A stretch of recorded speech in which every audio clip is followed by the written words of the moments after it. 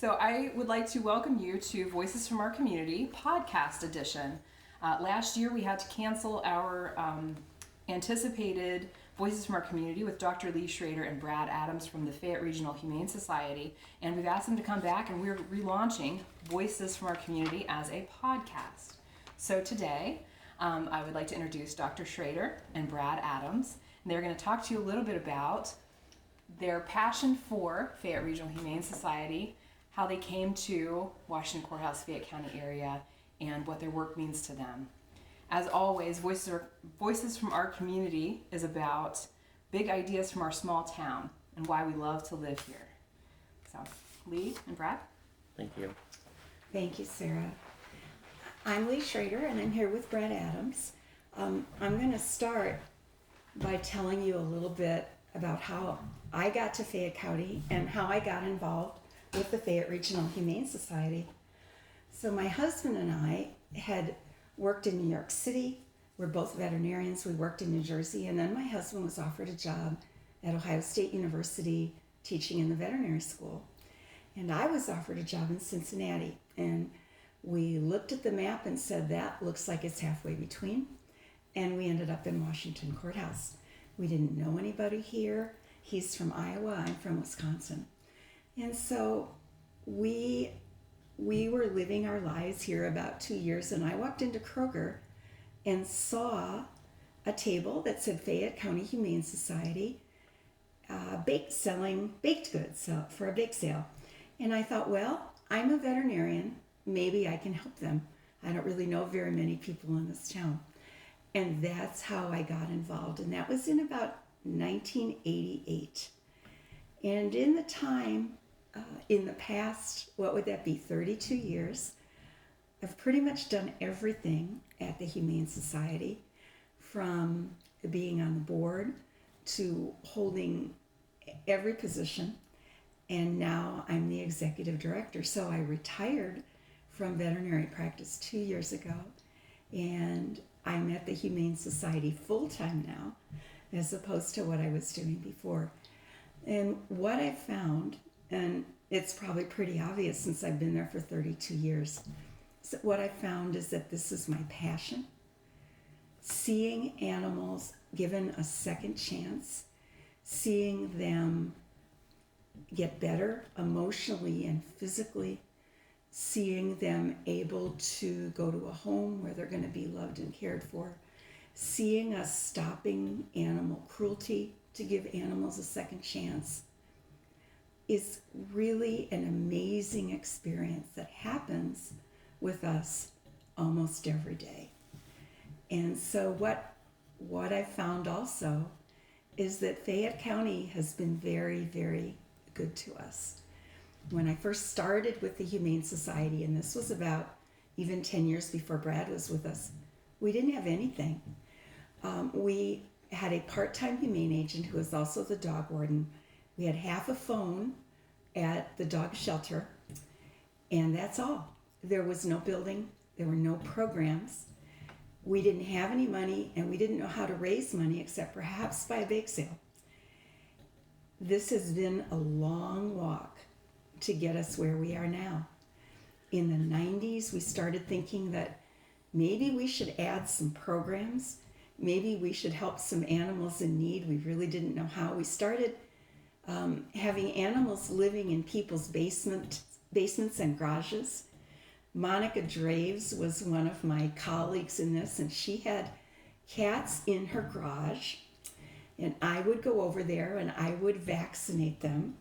And then Monica would take them in carriers to our garage, where my husband, who's a veterinary surgeon, would neuter them.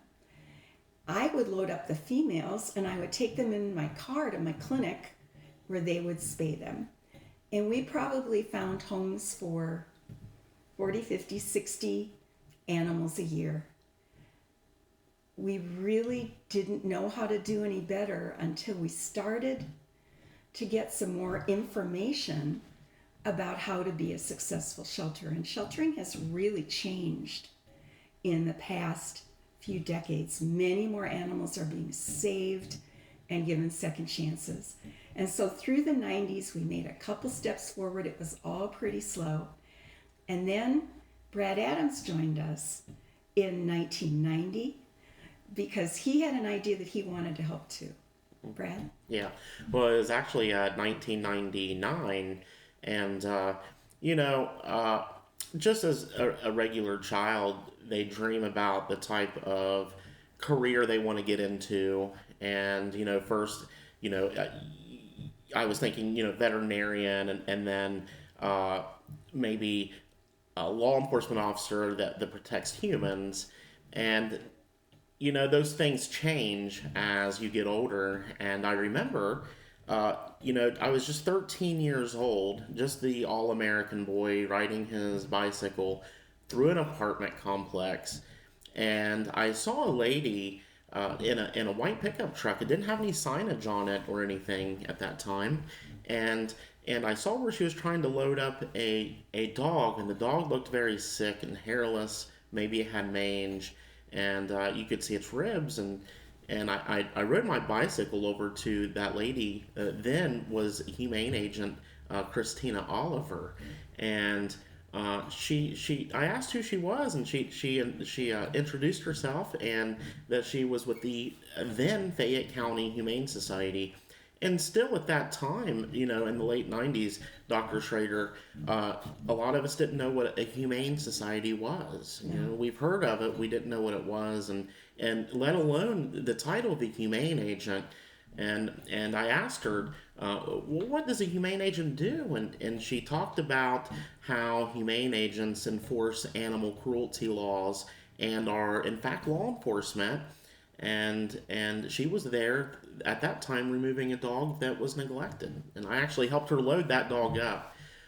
I asked how I could be a part of something that great, and she said that I was too young at that time. At 13, when you're that age, you still think that you're an adult. Dr. Schrader, and I said, well, when can I? And she said, well, we take volunteers starting at 16 years old. She gave me her home phone number on a little piece of paper, and I kept it. And it was shortly after I turned 16 years old, I called that same phone number, and she picked up the phone, and I told her who I was. She was a bit surprised for, someone that youth to remember and to continue wanting to do something as a volunteer. And she invited me as a ride-along to ride with her on humane calls, and I just started volunteering. And I started volunteering, and the more I volunteered, the more I thought, I think I like humane law enforcement better. I like animals a lot better, and how about protecting animals instead of people? And I felt like that was more of my dream. So, at 16, I started off as a volunteer, and I think a lot of people do in nonprofit. I volunteered for about 6 months, and they hired me here at the Humane Society to start assisting with animal cruelty investigations and riding along with the humane agent. At 16 and 17 years old, I still wasn't old enough to be sworn in as a humane agent to be a law enforcement officer, but I was able to help with trapping cats and help transporting animals for their neuters, as Dr. Schrader was speaking about earlier in the program. And I was able to do that type of thing, and then it led up to when I was 18, I finally got sworn in as a humane agent. And at that time, there was no training, no official training for humane agents at all. I was given an Ohio Revised Code Law book for chapters 959 and 1717, which is about humane societies and animal cruelty laws, and I was told to read it. And that's exactly what I did, Dr. Schrader. I just sat there and read that word for word. There was no state training until 2004. And that's when the laws did change, that every current humane agent had to be state certified by December 31st, 2004, or you lose your job.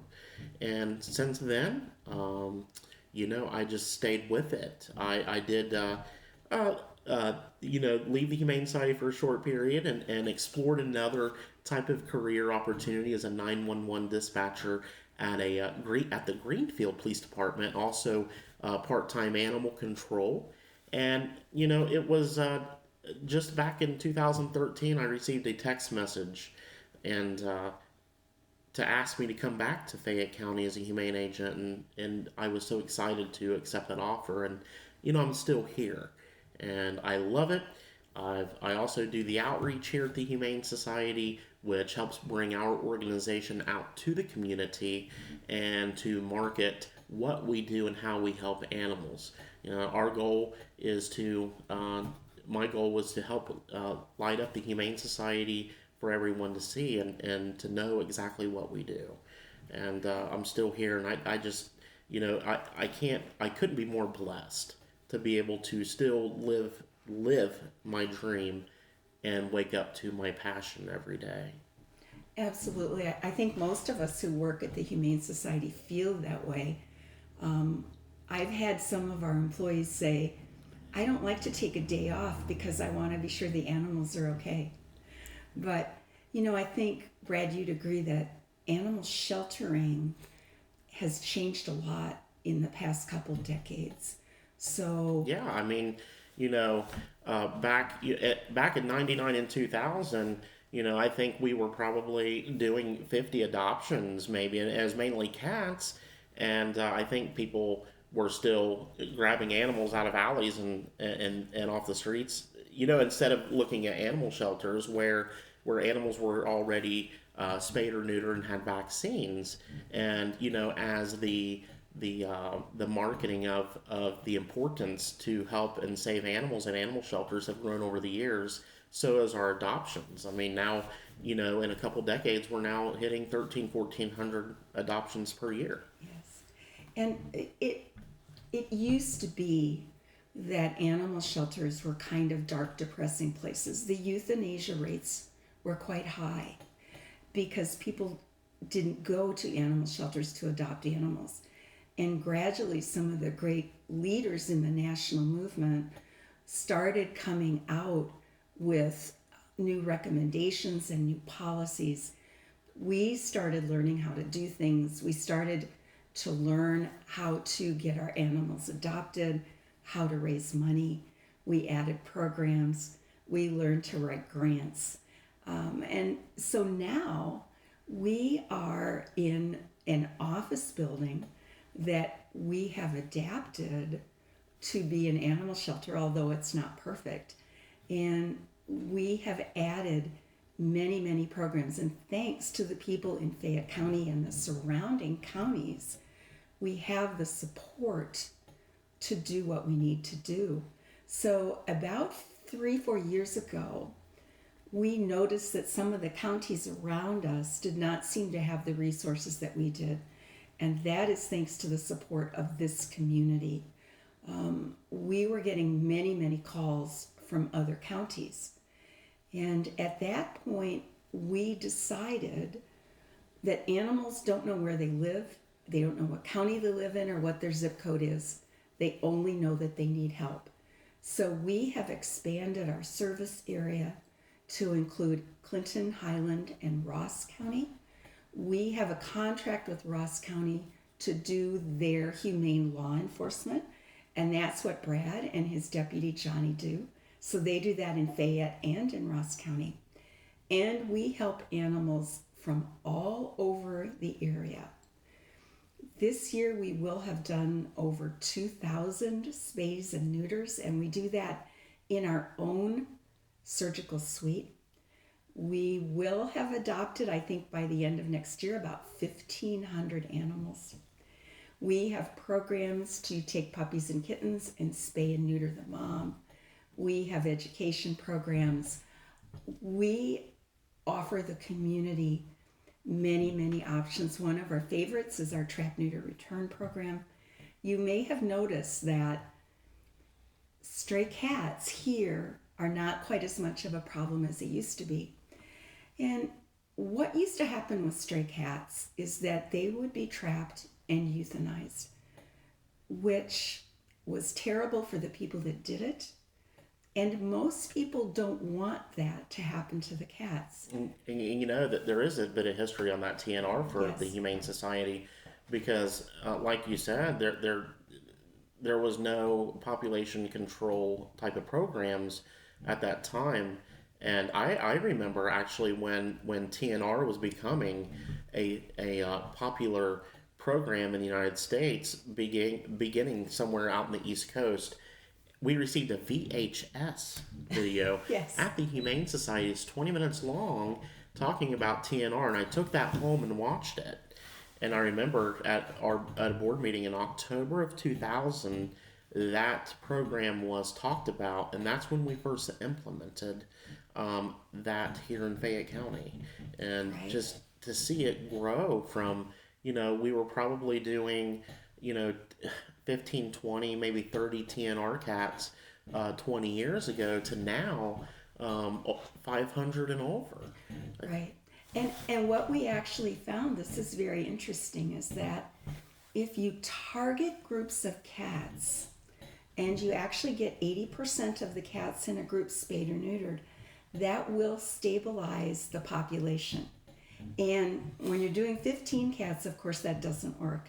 But now that we're doing 400 or 500 a year, we are finding an amazing stabilization of the stray cat problem in Fayette County. So if you see a cat walking around and the tip of its left ear is off, that's called tipping the ear.